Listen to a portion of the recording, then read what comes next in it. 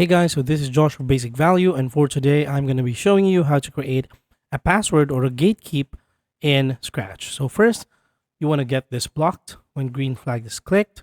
Then next, repeat, excuse me, repeat until. After that, you want to get this one right here.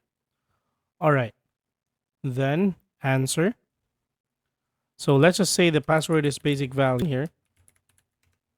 It's going to play a sound. So that's how easy it is to create um, a password or a gatekeep in Scratch. And you just simply need to remember this because it's the same all throughout. And the last block really depends on um, on you. Like for example, it could be broadcast a game. Okay, we could do that.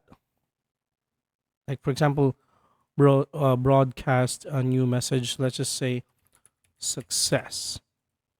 So when you do this, password and then basic value,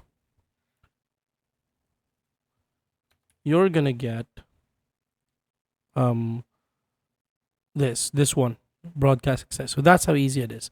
Thank you so much for watching. Please do not forget to subscribe. This is your homeboy Josh. I'm gonna be seeing you in the next one. Peace out.